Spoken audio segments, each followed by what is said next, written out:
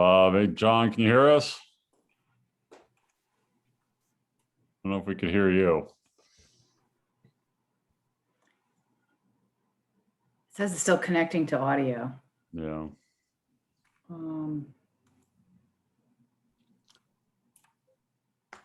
Oops.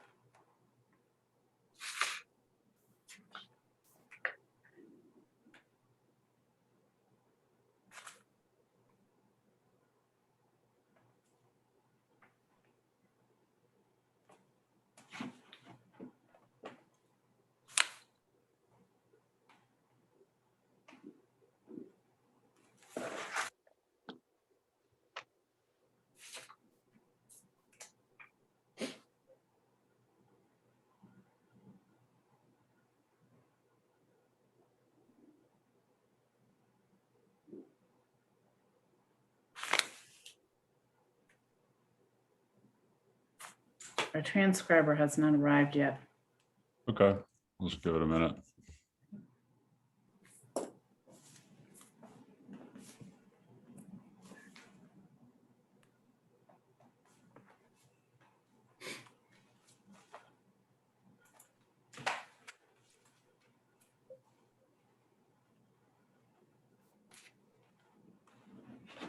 Good evening. Hi, John. Hey, John. how you doing?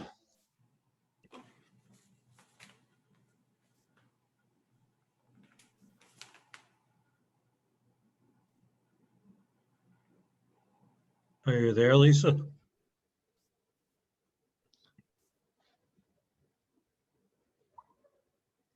I see her. Can you hear us, Lisa? I can hear you. Can you hear me?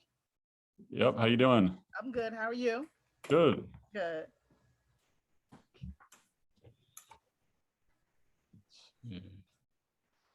Hi, Laura. Are you our transcriber for the evening? Yes, I am. I haven't had a chance to change my name to Minutes yet. Oh, no problem. Welcome. All right. Well, very good. Well, I think we have a quorum, Mr. Chairman, whenever you're ready. Okay. I will officially open the meeting, call it to order. Commissioners, myself, Kelly, Lisa Cooper. I'm not sure whether David's here. I don't see him. Okay. At this point, I'll ask, is there anyone out there in public who wants to make a comment? We don't see any hands raised. Nope. No public administration. So I'll turn to no public participation, excuse me. I'll turn to administration with the approval of the minutes of May 11th, 2021 regular meeting. Do I have a motion to approve those? So move. So moved. Seconded. Okay. Anyone want to make changes, additions, deletions? Nope. You seem okay. No? Everyone okay? Mhm. All in favor? Aye. Lisa, I think you're there. Yep. I said Okay. aye. Minutes are approved. I'll turn to the financials. Item B, approve the Norwalk Redevelopment Agency Statement of Revenues and Expenditures for Operating Fund 100 year-to-date ending April 30th. Turn it back to you, Eugenia. Yes, thank you. For the year to date, April 30th, the operating fund 100 had actual revenues of $1,313,000 versus budgeted revenues of $1,323,000, which resulted in a $10,000 unfavorable variance. Total actual expenditures of $1,208,000 versus a budget of $1,334,000 resulted in a favorable variance of $126,000. This is primarily due to favorable variance in personnel costs of $148,000, offset by an unfavorable variance of $22,000 in total administrative expenses. The actual net operating surplus of $104,000 versus a budgeted deficit of $11,000 resulted in a favorable variance of $115,000. Thank you. Welcome. Why don't we go through the agency budget? We'll approve both items 1 and 2. Okay, great. And I can speak to that a little bit. And Eugene can fill in any details that you all need for questions and whatever. So we put together just a draft agency budget as we do every year around this time. There isn't much that sort of deviates from some of our revenue positions. If you look, it's pretty similar to last year, except for the addition of 2 items, the CDBG CV admin, which is the work that we've been doing to implement CDBG resources for coronavirus response. And also an EPA grant that we were successful in receiving last month to the tune of $500,000, but a lot of that is capital costs. So, but the portion for admin and services is included in the revenues. In terms of expenditures, what you're seeing is sort of our best estimation of where we're at with the various expenses that we're projecting for next year. I've been working a lot over the past year to sort of optimize operations and reduce some of these numbers. So we've made some progress in that regard, particularly as it comes to legal and other sort of consulting services. So I'm happy to entertain any questions that you may have. But you can see the year-over-year comparisons in terms of where we're at reflected for the past, from 2018 to this operating fiscal year, and then also the decrease per year, which is pretty straightforward across the board. Any questions? I have none. Seeing no questions, I'll move to items 1 and 2 under financials, both to approve the year-to-date statement of revenues and expenditures for the operating fund, and the other to approve the fiscal year 2021 to 2022 agency budget. So moved. So moved. Seconded. All in favor? Aye. Next, I'll move to item 2, business. It's the selection of auditors. Item number 1 is to approve the selection of Solakian and Company LLC to audit the agency's financial statements. I'll turn it to you, Brian. All right, thank you. So yes, what you have before you is, we're getting ready to start thinking about next year's audit already. So in order to do that, we need to select a vendor. We'd previously gone out for an RFQ. Some of the prices were a little higher than we had hoped. And then we also had an internal discussions with Eugenia, who recently took over the director of finance role last year. And we wanted to ensure continuity to make sure that we're not missing anything. So what we're recommending is that we just continue next year at least with the same auditor we've been using. It worked out very well last year, even though everything was remote. And I think it was just the most, sort of efficient approach and making sure that we have continuity between the different shifts in internally in our operations along with the auditor. So for at least next year, I'm recommending we stay with the current auditor and then perhaps issue another RFQ next year to select a different firm. Any questions? Comments? None? Nope. All in favor of item 1? Do I hear a vote? Someone move that? So moved. Okay, Second. second. All in favor? Aye. Item B is the VHB contract amendment, additional scoping and design. Is approve the contract amendment and additional scope items as proposed. Back to you, Brian. All right, great. So what you have in front of you is actually just an amendment to our existing contract with VHB. As you'll recall, they're leading the South Norwalk TOD planning study. We have a unique opportunity that sort of presented itself as we've been going through the planning study to put forth a number of grant applications to fund some of the infrastructure recommendations that ultimately come out of that report. That said, there's a lot of additional sort of traffic engineering, scoping, costing, and estimating that we don't have the internal capacity to support. And since they are very familiar with the project, we put together a scope for you to review and hopefully approve, not only to do some additional costing of the infrastructure improvements that we'll be going for, but one of the more technical pieces out of what's referred to as the RAISE grant. It's the RAISE program that we're actually pursuing, about $19 million to do infrastructure improvements in the area, is what's called the benefit cost analysis. And there's a lot of sort of traffic engineering related estimation and calculations that need to be done that are outside the scope of the agency. So we're recommending that we outsource that obviously to VHB. Any comments? I have none. I will move to approve the contract amendment and additional scope items as proposed. Second. Seconded. All in favor? Aye. Carried unanimous. Item C, approve design review and project at 10 Monroe Street as proposed. Back to you, Brian. All right, great. So we have the project applicant here. I believe it's either going to be Matt that's going to speak to this item, and we'll have a presentation from the applicant, a presentation from our third-party design reviewer, and then we could open it up for discussion. So I give it over to you, Matt, or whoever from your team would like to present. Thanks, Brian. Thanks, Chairman, Mr. Chairman. Matt Everton here with Spinnaker Real Estate Partners, for anyone that hasn't met me. Spinnaker has been fairly active in the community, specifically South Norwalk, but Norwalk in general, the last couple of decades. We're actually building a project right at the train station on the corner of Chestnut and Monroe, across from this proposed development. This opportunity came across our desk.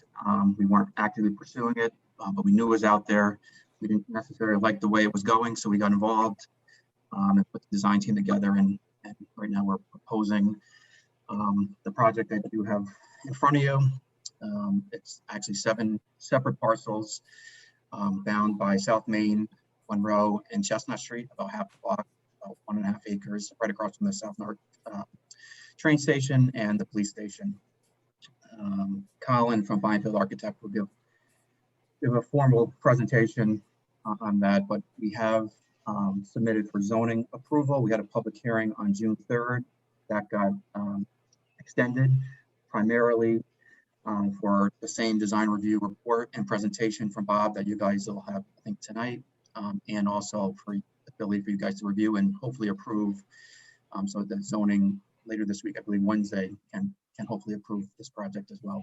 So with that, I'll turn it over to Colin at Finefield to kind of give you a brief presentation of the project. Good evening, commissioners and staff. How are you? Am I set up to share my screen? Is that something I need permission to do? We'll get you set up here. Katie, are you able to do that? Actually, I think you are. I think you should be able to.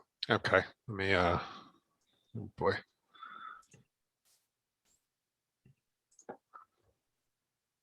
Never enough screen real estate, right? When you're on Zoom. Let's see here. All right, I think you guys hopefully see the slides. Yes? Yep. Okay, now I need the presenter. I gotta move the Zoom thing.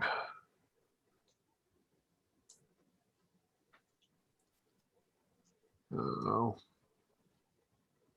Sorry, I'm trying to move the Zoom window so it's not encroaching on my notes. Okay, so thank you for having us. The project's being brought forth, like Matt said, by the applicants on the slide. It's an exciting and transformative proposal that's going to infill a key portion of the block as you transit from the train station to Washington Street and walk around the South Norwalk neighborhood. This is the location of the subject property. As Matt noted, it's bounded by Chestnut, Monroe, and South Main. And within 500 feet, you have good access to regional transportation hub, a city park, educational institutions, and an extended stay hotel. It's comprised of approximately 150 units, 157 parking spaces, and about 16,000 square feet of commercial real estate space for retail, restaurant, and office use. And the downtown district of Washington Street and additional city parks in the Norwalk River are within about 1,000 feet of the property. So well amenitized. If we look at walk score, it's got a walk score of 88, which is pretty high. That means that you can do a variety of your daily needs. And with foot travel or bicycle travel, that reduces vehicle dependency. So that's seen as a positive these days.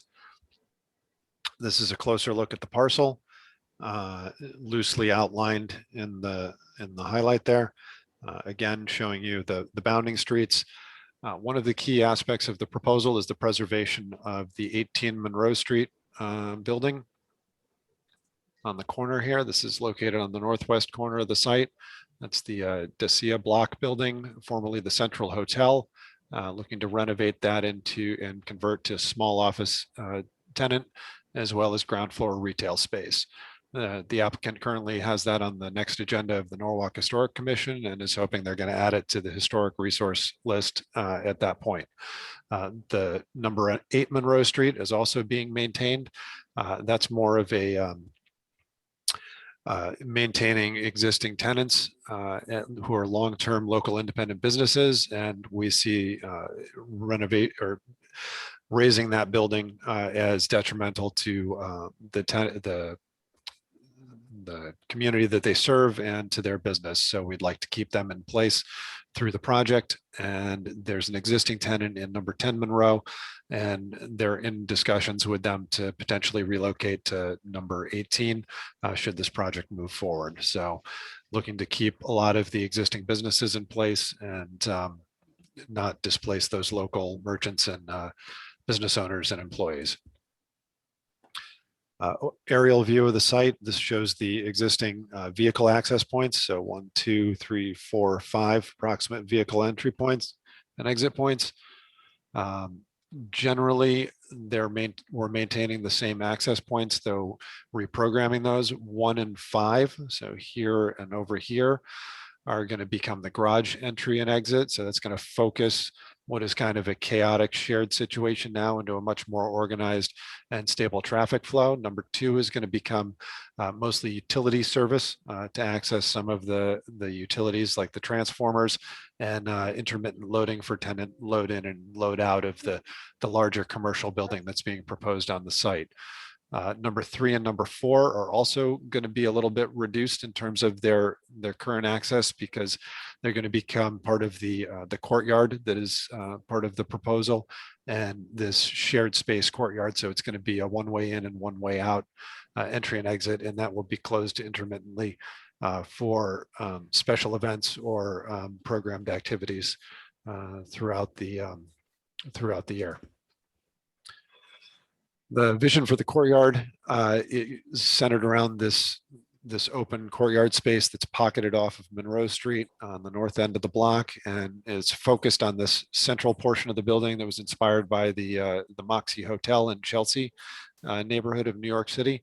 And this central steel and glass exoskeleton is then flanked by these 2 corten clad sisters, as it were, that provide bookends to the plaza and to the composition of that elevation. Even though they have large oversized windows themselves, they've got a much more solid feel to them because of the change in the cladding. We've got these 2 pergola structures that are helping to mitigate the height differential between the 2 flanking buildings of 8 and 18 Monroe, providing some shade and the opportunity for suspended lighting above the outdoor tenant spaces that can be used by retail or restaurant tenants on either side of the courtyard. Also, this bosque area is symmetrical and provides limbed up trees that will allow visual interest, shade, and movement up in the tree canopy, but keeping a modern aesthetic in that plaza with a single trunk coming out of a turf area in between the plaza materials. This central steel armature is seen as a gathering place and virtual pork share for Uber and Lyft drop-off when it's not in use for other activities, which was, there were some layouts in your packet that detailed that. The grasses that line the armature and the sidewalk provide a subtle screen for the inhabitants of the plaza and offer a visual edge, which helps to convey unconscious feelings of safety and containment when inside the plaza. And it also provides some additional movement and visual interest for the people that are enjoying the plaza, as well as people as they walk by on the sidewalk. Providing a share space, we think, extends the usefulness and promotes the safety and longevity of the spaces throughout the day and throughout the year. We see here 2 examples of the Ironworks courtyard, where vehicular circulation is provided. It provides both a respite and a source of fun on a hot summer day for children. And then in the evening provides a nice dining experience, despite the fact that vehicles are permitted in this area from time to time. It's much more a focal point and a benefit to the neighborhood rather than a detriment. The image down here is a project that we've gotten approved in Darien, which is part of the Corbin district. And this is where a public plaza is adjacent to an internal circulation WUNRF, or shared street. This effectively extends the plaza and allows both vehicles and people to coexist. And it's very similar to our proposal in that we have flush curbs and varied ground surface and textures that clearly puts people first and vehicles second, and still allows access when needed and promotes slower vehicle speeds when the vehicles do visit the space. You compare that to this plaza across the street, where it's car free. It's also virtually people free nearly 100% of the time, has excellent pedestrian permeability. There are leafy trees and plantings, and it's well illuminated at night. However, the lack of containment and general feeling of exposure in this plaza are a few of the things that diminish its usefulness as a public space to pretty much a cut through that allows you to shave 50 feet off of your walk to the train station. There's frequently trash in that plaza, and sections of the plaza are often in disrepair with uneven surfaces, making it harder for elderly or mobility impaired people to traverse that plaza effectively. There were some bicycle facilities added to the plan, so some internal bicycle rooms that were added, as well as some parking racks within the courtyard. It's also adjacent to one of the longer expanding bicycle routes within the city. And it's within a short pedal of the East Coast Greenway, which is a national route that's 3,000 miles from Florida to Maine. And it's also connected by on-street bicycle facilities to 2 major waterfront parks and the regional Norwalk River Valley Trail, which will eventually run from Norwalk to Danbury. This is the South Main Street elevation, which continues the mercantile vocabulary of the structures close to the railroad bridge. The South Main eastern elevation will house smaller retail spaces at the street level, and one of the garage entries that exits to South Main in the middle. The front doors are set back from the sidewalk edge to allow pedestrians to pass unimpeded. And in this area, the driveway also is extended with a curb extension into the street. This allows the ramping that's needed to get the vehicles up to the garage level to also happen outside of the pedestrian zone of the sidewalk, again, making a higher quality pedestrian environment. Along Chestnut Street, this is the west elevation. This is seen as being a more modern box on steel as a counterpoint to the traditional masonry that's being constructed on 1 Chestnut by the same development team. The ground floor is seen as incorporating some synergistic program to the 1 Chestnut building across the street, and hopefully driving activity back and forth between the 2 buildings so that both properties can take advantage of the increased residential density along with the unique amenities in each building. The the southwest facade has the garage entry and exit, as well as some of the ventilation louvers here, and the bike room at that corner of the site. In closing, the aerial rendering shows the vision for the block in relation to its neighbors, both existing and under construction. The focal courtyard is well positioned to be a stop for those who commute by train to South Norwalk, and as a destination for new residents in the area. As the neighborhood continues to revive, the team hopes that this will become as much an economic engine for the neighborhood as Ironworks is on Washington Street. That concludes my proposal or my presentation. The team is available for any questions. Great, thank you. If there's not any immediate questions, then we could hear the next presentation from Bob, who's done a third-party design review, unless there's any clarifying questions that you all have at this time. Okay. All right, I think we're good. Go ahead, Bob. If you're Okay. ready. I'm gonna stop, Okay. stop sharing. Is it possible to get the report up? Yeah. I have it on my screen, but it's a little complicated. It might be easier if it was on yours. I could try to pull it up. I don't have it accessible right here. If you give me 1 second. Okay. As a start, I hope that you all have had an opportunity to read the report. As with previous reports, but more so, this is going through, thank you. Has gone through all of the requirements systematically, which you see on the table of contents, which is page 2. And so you can refer back and forth to see how the proposed project conforms with the requirements that have been set up for this district. In summary, this is a good project. It's perhaps very indicative of the type of project that's implied in the urban renewal plan, to the extent that it's a dense project of a 6-story height, and basically filling its lot. So it does of the uses that are proposed or are required by the urban renewal plan. So all those are very good things. I think that in some design issues, and we could talk about a lot of them, but I'll just focus on a couple which I think would merit the commission considering discussing. There are a number of recommendations in here of how the project could be more consistent with the design guidelines.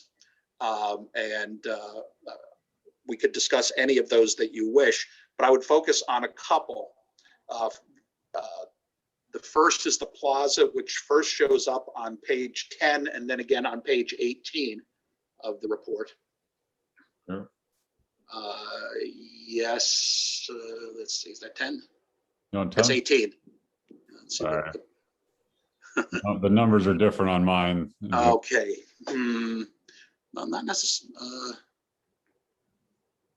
They are different. There. This is page 4. What's 18 supposed to look like? That- 18 is supposed to start with headline South Norwalk TOD redevelopment plan design guidelines. So that is one. Okay, so that is 10, I believe. Yep. Oh, I see. Okay, you're right. Your numbers are very different. So On 18. yeah, let's go back to 10 first. So Okay. the approach that we have taken on reviewing this is trying to look at things that are issues that are essential to the project versus issues that are not essential to a successful project, but are things that could be done to it, that it could do to make the project more consistent with the design guidelines. So for example, the question of having a plaza, there are multiple places in the design guidelines as well as zoning that would lead one to believe that a plaza is not something that's typically anticipated by the design guidelines. And yet our recommendation is that a plaza is a good thing here. It wouldn't be good everywhere. It wouldn't be good most places, but it would be very, very good here. You as a commission may want to discuss that because as the citations that I've got show, there are a number of places where the design guidelines really talk about, and zoning really talks about a build to, which is what you're seeing in the lower image here. One certainly could have had a project that did a build to the street wall that is recommended or even required by the design guidelines, but that would be a different project. So not recommending that. And the plaza has definite positive attributes to it. So that's one thing that you may want to discuss. If you go to 18, let's see. Yes, and again, I'm sorry that the numbers don't. You're good. 17, 18, there you go. Okay, so with the plaza, I do think it's highly appropriate that you discuss, and we would recommend that you require the elimination of the drive-through drop-off in the plaza. There are multiple, again, places in the guidelines that talk about pedestrian-oriented space, and no amount of verbal narrative that says that the cars are an asset to this. Change that. That's still taking a pedestrian space and making it a vehicular space. It's particularly appropriate, I think. Let's see if we go down one more page. Yeah, okay, those are the two from the application. And let me just take a quick look here. Because the gist is, okay, go down one more page, please. Okay, is that the application has a, in red on the upper illustration, has a drop-off zone proposed for Monroe Street, exactly right there, which serves exactly the same function as a drop-up zone in the plaza without conflicting with making the plaza a pedestrian-oriented area. We can really think of no justification for dedicating this pedestrian space, which is an exception to the design guidelines anyhow. No justification for making it vehicular when all of the function that is accommodated by that can easily be accommodated in the area on the street. And also noting that that function, it would be most used at the time when the plaza is most used. You would get the most Uber or taxi or whatever drop-offs at the time that there are the most people there. And of course, they're not good. The drop-offs wouldn't be allowed in the plaza at that time anyhow. So it makes no sense. So a very strong recommendation is that that drop-off lane be eliminated. Then go on to page 31. So then the third thing, so that's a strong recommendation to accept something in the design, a strong recommendation to change something in design. In between, is that, yes, that's 31, is the question of this steel framework that sits in front of the building. Don't have a strong recommendation here, but I would certainly suggest that the commission discuss this, because what you're doing really with this, having this frame, is you start getting a confusion. You see particularly in the lower rendering, where it's really hard to see where the building entry is.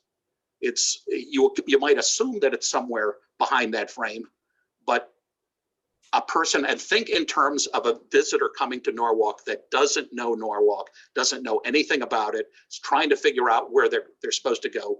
There is a very small but specific recommendation in here that there actually be a sign on this building that says this is 10 Norwalk, and if the building has a name, that it be there, and that be able to be seen from the corner of South Main and from Chestnut.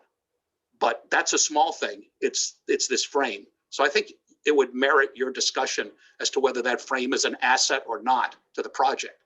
That's one of those things, if it was there or if it wasn't there, the project would still be 150 units, 157 parking spaces, wouldn't change the functionality or the financial feasibility of the project at all. But it might very well affect how this space is interpreted and how you understand how you get in the building. Should also say that the frame has a tendency to create the impression that this is a private space that really a general public person, one of us who doesn't live in 10 Monroe, isn't totally welcome in. So I think that we're not giving you a definite recommendation one way or another, but it's worth discussing there. Another type of issue, page 26, please. So that was 31, so we go back a little bit. Is the question, yes, no interesting illustrations here. But the question of street trees, and this really shows you how the guidelines either define what this neighborhood is or are really just a suggestion that can be accepted or rejected for any given design team. The city has very clear standards which are applied and successfully complied with on number 1 Chestnut across the street for street trees and street lighting. This project takes a different approach. It does not have the city standard street trees on any of the 3 frontages or street lighting. We'll just focus on the street trees because it's a very interesting thing. I think everybody who gets into it would say on South Main, the sidewalks are so narrow that street trees are not practical, and probably the city standard lighting is not practical. So that's where our review is looking at this and saying, what works with this project? Well, it doesn't, the city standards on South Main wouldn't work. However, you look at the other side on Chestnut Street. On Chestnut Street, on the 1 Chestnut side, there are the city standard street lights, there are the city standard street trees. The setbacks on this project side of Chestnut Street are exactly the same. And there's no reason in the world why you wouldn't have the same street lights, the same street trees as you have on the other side. And certainly when one sets up an urban renewal plan with these standards to set a feeling for what a neighborhood should feel like, you expect that they're followed so that that's the continuity that you get. And then with the project that's within can be a lot of different things. The intermediate zone, and I would suggest that you as a commission talk about this, is on Monroe Street, where there is the room for street trees and for street lighting. But if you look on the other side, the police station side of Monroe, the street lighting was implemented, but the street trees, they're not really there. So one could make a case that to make the street a consistent, cohesive space, that you put the street lighting in, but that maybe you don't put the street trees in, but that's a commission decision. And then we would go to pages 40 and 41 about the historic structures. And again, we can talk about a lot of different things if you want to. I don't want to gum up your meeting with a lot of particulars. The historic structures, the whole reason for this project getting a bonus of 25% in density and 25% or 20% reduction in lot area per unit is because these 2, 8 and 18 Monroe are being preserved. That's envisioned in the design guidelines. You're allowed to ask for a bonus, and this is what the applicant has decided to ask for. That I believe is the zoning commission's prerogative. But the standard that the guidelines set up is the Secretary of Interior standards for rehabilitation of buildings. Now, at this stage of a project, you only have the type of drawings that are in the application, which is we're going to do some work here, we're going to do some work here, we're going to do some work here. That's not enough to determine at this stage what the secretary, if the secretary's standards are being met. And in fact, it isn't realistic to ask the applicant to submit that type of information at this time. Those would be construction drawings, and those would be at a later date in the project. So what we have recommended to you is that the approval of this project be conditional upon the construction document review for these 2 projects by an independent body for compliance with for the exterior of the building, I should say, of those buildings, for compliance with the Secretary of Interior standards. So that gets you meeting the requirements of the guidelines. It still gives the applicant the ability to proceed at this time. And of course, I'm available for any questions, going into any detail, or finishing right now, Mr. Chairman. Okay, great. Well, thanks, Bob. And I don't know, I know there's a lot of discussions. So the 4 items that I know you highlighted are the courtyard location and use, the steel structure, and the street trees, and then the historic review. And I know we talked quite a bit about this as a group with TMP and also planning and zoning, trying to reconcile some of these items. But I wanted to give Matt maybe just a chance to kind of clarify a couple points. I specifically have questions in terms of the operation of the courtyard. And you're in actually what the intent and why that decision was made, because I know extensive discussions we've had about this, to leave it as is. Yes, Colin, you want to take, or Eric, if you're on, you want to take a shot at your landscape and site plan design there? Yeah, I'm here. Colin, do you want to go or do you want me to go? You can go talk about landscape, and I can pull it up if. Yeah, please. Brian, is that your screen? Can I just Yeah, overrule you? yeah, I'll stop my share right now. There you go. Okay. Let's see here. All right.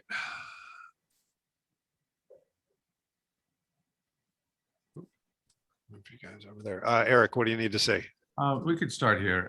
I think it, maybe it's best to just, acknowledge that the opportunity for this space is substantial. As public spaces go through urban areas like this, it's the kind of space that people would seek out and use in multiple ways, both whether it's programmed or just on a daily basis. It's basically it's set up and designed in a way that it can serve individuals who want to come sit in a space that's somewhat removed from the hustle bustle all around it. And then it's also set up for programming that could make it enliven it to whatever degree the operations of the building would want it to have. And so, when you, Colin, you could go to the elevation. When you get closer into the space, you begin to see the opportunities for the varying kinds of uses. On either side, you have spaces that are more related to the retail or restaurant spaces that would have a constant turnover of people who are patronizing those businesses. So there's a level of activity that's built into acknowledging those spaces and making them part of the overall courtyard space. And then in the adjacent to those on both sides are, on a day-to-day basis, the more unprogrammed spaces where people can have a seat, use a table, have outdoor meetings if they want to utilize the space that way. And it's the purpose of the design and that in those zones is to offer flexibility to the greatest degree possible, free of obstructions, for people to move around, and also the visibility for people to have optimal visibility into the space, either from a vehicle passing by or walking by.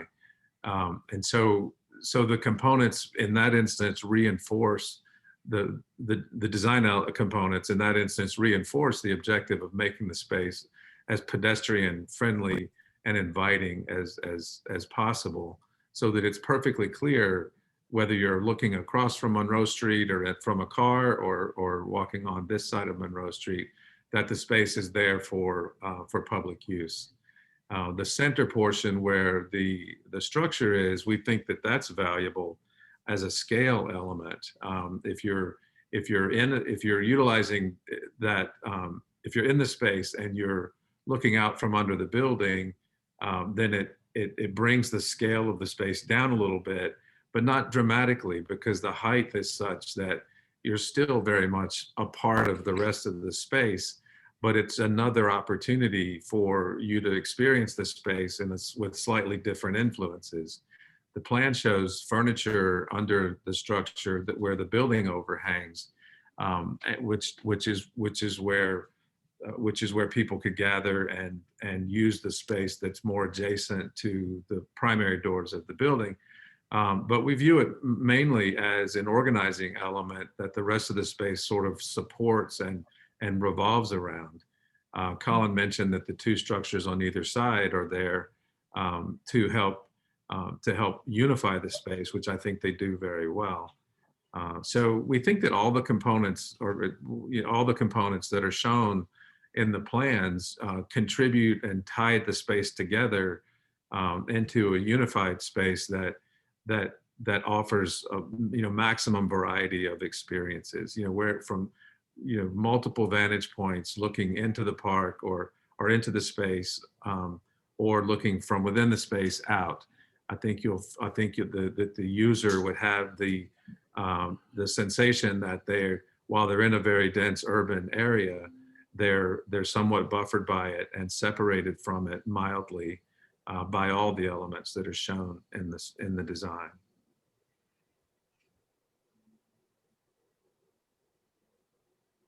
So hopefully that speaks to the question.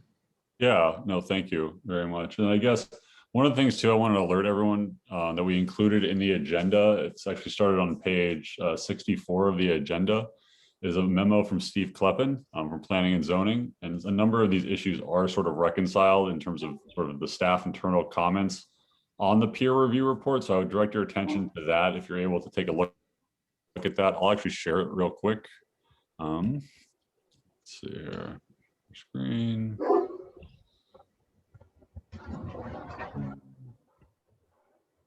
Okay, can you see are you seeing the staff report from to the zoning commission? Yes. Okay, so a number of these issues in terms of some of the zoning items, which are obviously under our purview, we're here to discuss the design. But in terms of the courtyard for vehicular drop off, I guess it's more of a preferential thing that obviously is for your consideration and discussion as well. But there was talks with the applicant as well as transportation, mobility, and parking, and just general concerns in terms of how Monroe may operate if there is a lot of pickup and drop off activity in terms of queuing and backing up. So there's a number of comments there that I would direct your attention to help guide the discussion, and as well as an item on the historic preservation topic that Bob referenced. So my suggestion, given there's a lot of moving parts, would be to have a discussion around a motion to approve subject to the similar conditions of approval that zoning is putting forth, or planning and zoning is putting forth. But Brian? Yes. Said I obviously have not seen the staff report, but I notice on the historic preservation, it talks about that there's nothing that keeps the applicant from demolishing these buildings, and that's true. But that also precludes the 25% bonus that the project would get. I think Bob, if Brian scrolls down, there's a couple of conditions of approval down below that specifies and I think satisfies your comments there, specifically saying that the Historic Commission shall approve based on the standards you mentioned. Yeah, let me see if I could find that for you. You know where it was, Matt? Might be the top of the next page there. I think it's 16 there. Right there, yeah, number 16. So yes, I think the discussion was to try to maintain the intent of your comment. It was well received. I'm not sure if you're referring to the Norwalk Historic Commission. I'm not sure that they have the expertise with a Secretary of Interior standards, which is a very particular thing. Yeah, I'm not sure that's actually the requirement in the zoning regulations. I think it's just that it's listed on either the local, state, or federal historic inventory or list. But the work must be to the Secretary of Interior standards, and that is in the guidelines. All right, so I think maybe we should open up to the group discussion, Mr. Chairman, just to see what initial feedback there are, any specific items that you would like to focus on. I'd like to go back to the courtyard since we seem to be addressing it. My concern about moving the drop-off out onto the street is that that's a very busy area. And at rush hour, cars are coming out of the train station and trying to get down that road. It would be difficult to drop someone off at the height of when people would probably want to use that. So I'm somewhat uncertain about that. Other than that, I think the design's very nice. And I was wondering, is there a covering on the top of the structure, steel structure, or is it open to the rain and the air? There's a section, Colin, if you just stay on that page there. That's Brian scrolling. Brian, yeah. So Brian, if you stay on that page there, there's a section adjacent to the building right in the center where the building actually is overhead. Okay. So that portion is covered. And then to the left and right on the two separate structures adjacent to the restaurants or commercial space, the rendering shows like a shade canopy in those. So while there might be some cover there, the renderings would indicate that it's more for shade purposes. But the center element that is detached from the building is open. Okay. The cars come in and go, okay. I understand it better now. I'm good with that. Yeah, and one of the things too that I think we had a discussion about is in terms of how it operates at Ironworks over by Spread. And I think there is some utility in that and getting the cars off of Washington, obviously, but also having some passive space when it's not in use. Yeah, and it's we sized it to accommodate a passing maneuver, but not so much to be two lanes. So they're depicting two cars stacking on top of each other there in the upper diagram, and you can see that there's enough space for them to pass each other, but it's not really seen as like a two lanes. It's seen as, you can pull a car in, and if you get stuck behind a van or a large vehicle that's dropping something off, or if two people need to queue and one's faster than another, they can slowly maneuver around one another without tying up bottlenecking the whole thing. And then to Mr. Igneri's point, there was concerns by TMP with having all those activities occur on the street. And that's one of the reasons why we relocated the garage entries. Was initially our initial proposal had the garage entry and exit off of this as well. So we liked this idea and this concept, and worked to optimize it. Mr. Chairman, I'm not sure that it was mentioned in the presentation, but part of the application is moving the parking lane of Monroe Street from the police station side to the 10 Monroe side. So that drop-off area could be within that parking zone, which is outside of the traffic zone. It would still be the 2 lanes of traffic that there is now, but it would be shifted north by 8 feet or so. Yeah, and just so everyone references to, on page 70, we included the memo from Jim Travers regarding his review of this project, and the ultimate city side, the city staff is comfortable with the site access as proposed. So, Matt, is that part of the application? I think that was just a study. Maybe Vince can clarify that. Yeah, so I know it wasn't part of our original application. Jim at TMP suggested it mainly because the on-street parking across Monroe Street adjacent to the police station basically have been abandoned or restricted because the police department wasn't comfortable with people parking that close to the building. So the city came up with the solution to kind of put those parking spaces back into productive use by restriping the street, moving a couple of curbs, and swapping the parking to the other side of the street. But is that, I don't think that's part of our application. I don't think it was. It's in the civil. It's up in the civil set. Okay. This is Vince from Rennes and Mead. The civil plan set does not include that, but we did provide an exhibit for discussion purposes for traffic to discuss. Okay. That seems to make sense to me.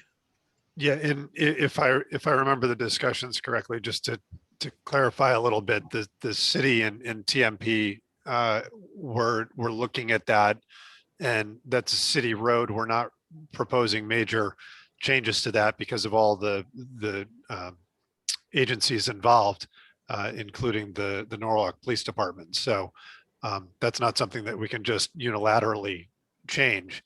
It's not like we're just striping an additional on-street parking space as part of an application. We're completely that's completely reconfiguring the street. So Vincent Redness and Mead provided a couple examples to further the discussion as it relates to this application, but I don't believe those are part of the application per se. It's what's on the actual civil plans. Okay.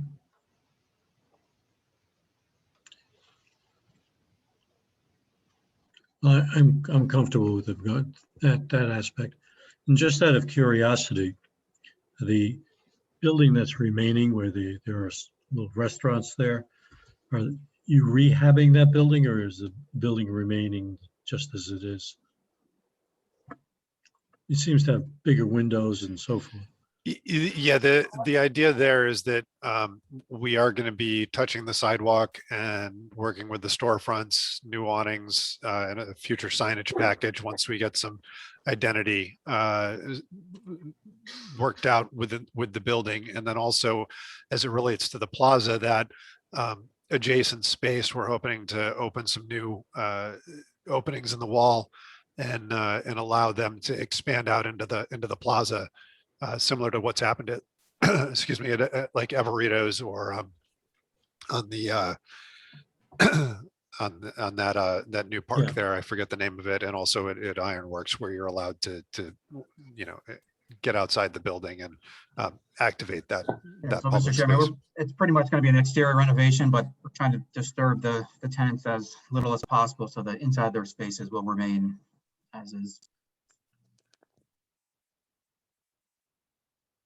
Okay. Don't have any other major questions. I don't know if any of the other commissioners do. Mr. Chairman, if I might make a comment. It's Clay Fowler. I'm Chairman and CEO of Spinnaker Real Estate Partners. I want to thank the authority as well as the rest of the city boards, and particularly our team. Am I on? We hear you. There you, we see you now. There you go. There you are. And particularly our team in putting this in this incredibly well thought plan together. And I have to make a comment because in particular on the courtyard, who would deny the incredible success of these small, if you will, pocket courtyards in urban contexts? And for instance, the Ironworks, 2 blocks away, it's probably the center of Washington Street, which was already an incredibly successful public venue. And I think that the attempt here is to recreate it, draw that kind of energy to this part of town, which again is only, a block and a half away on one hand. And on the other hand, from my perspective, I'm always conscious of costs. Putting up this, if you will, this pergola, this steel pergola, is not an inexpensive piece of work. But to me, it's the guts, it's the very heart of this job. And I will advocate strongly that it remain. And actually, it provides an incredible opportunity for signage and marking the front door of this facility, whatever we turn out to name it, whether the signage is hung from the lattice, the steel lattice work, or whether it actually projects or is interior to it on the building glass. So I think quite to the contrary, it's a particularly great opportunity to identify the project, and it is the heart of the project. So I think most of you do recognize that. And we've worked really hard to keep it, to make it public, and to provide opportunities for urban energy, particularly in this view of this post-COVID world where so much attention, rightfully so, has been brought to outdoor experiences, outdoor dining. This is an incredible opportunity to do that. And as in the Ironworks, there is very little conflict between cars and people. In fact, you take cars away, people suffer as well. So, and then it's not traffic. This is just a couple of cars coming here and then. So I think that that's an essential design element that we need to keep in the job. As far as street trees, street lights, I can certainly understand the comments of the architectural review consultant, and I'm sure we can work those out. The building is big, it's handsome, it keys into the whole texture of the South Norwalk experience that we're trying to produce. So let's get it. Thank you for the consideration. Having frequented the Ironworks, I like the courtyard a lot. It does create a nice atmosphere, and I would favor it here as well. So.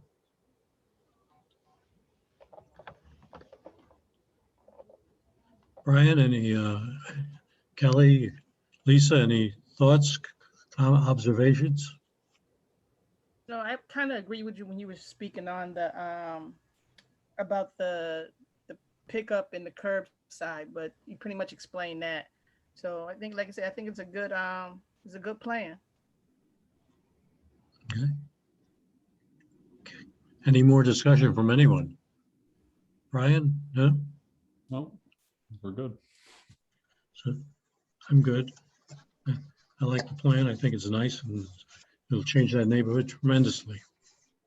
At this point, we're going to approve the design review and project at 10 Monroe Street as proposed. As the motion, do I have a second? Second. All in favor? Aye. I think that carries. Right. What's next, Ryan? We want to move on to new business, or? I think we're good, yeah. Thank you, everyone. Thank you very much.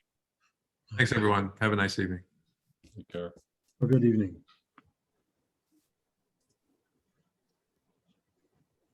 I think that concludes the agenda. We have no new business or old business and no executive session tonight. Well, then we need a motion to adjourn. Move. Second. I heard Lisa. All in favor? Aye. Aye. Thank you. All right. Thank you, everybody. All right. Have a good night. Take care. Bye. All right, Brian, you going to be there? I'll call you. Yeah, call me. I'm right here. Thank you. Have a nice night, everybody.